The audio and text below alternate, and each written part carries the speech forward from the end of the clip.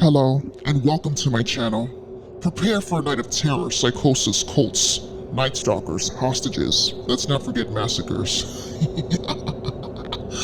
A night when you're in someone's unconscious mind, hoping and praying you can run away from the creepy person in your backyard, or maybe escape from the deranged person holding you hostage.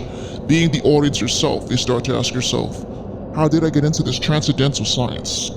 It'll trap you in your own mind like a prisoner. Lock your doors, say your prayers, stay out of the driveway, be aware of the bumps in the night, and the prickles in back of your neck during a good night's sleep.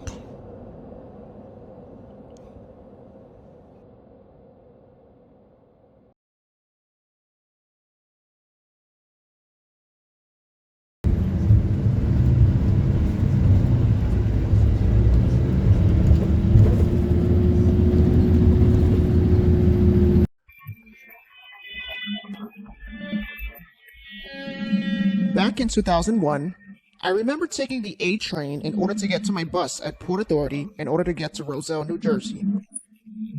I rushed through the long crowd, huffing and puffing up the escalator. When finally arriving to the bus gate, I strangely heard a man with a horrendous cough. As soon as I get to the gate, I noticed it was empty, which seemed unusual. But I noticed the coughing man was all the way to the end of the gate. He continued to cough. But I thought, what the hell, let me just look at my phone until my bus gets here. I then hear him yell in agony, "Help! Help! I can't breathe." He then collapsed on the floor. I couldn't help but go up to him to see if I can get help, and that's exactly what I did. I walked to the end of the gate. "Excuse me, sir. Are you okay?"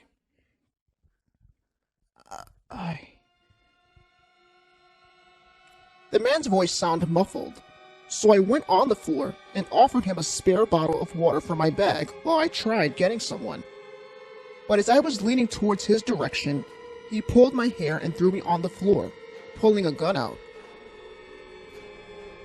He tells me to not make a sound and for me to not do anything stupid, or he'll blow my brains out. He then leans closer to me and says, "I'm going to shoot everyone in the next gate." I closed my eyes and started praying in my head. He then lifts me up roughly, throwing me up against the wall. "You're a good listener, I see." He then directs me to the next gate. We slowly walked there and waited for the 115 bus towards Broadway. It stopped at the exact spot where I was being held hostage. He tells me to get on the bus with the gun pointed to my back. I got into the bus and give the driver my ticket, then slowly walking to the third row, picking a seat.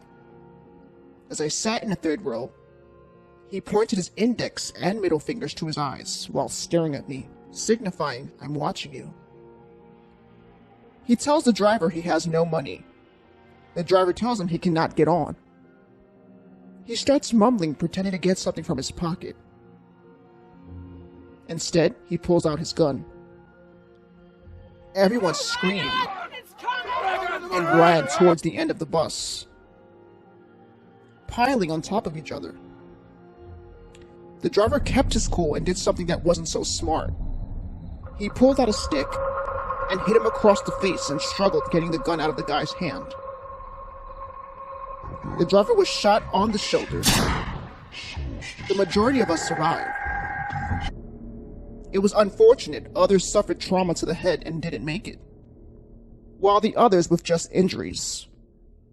The only sick thing I will say that it was fortunate the offender also died from trauma to the head, prohibiting him from shooting up the whole bus as he probably planned, but didn't change the fact that others lost their lives to the crash.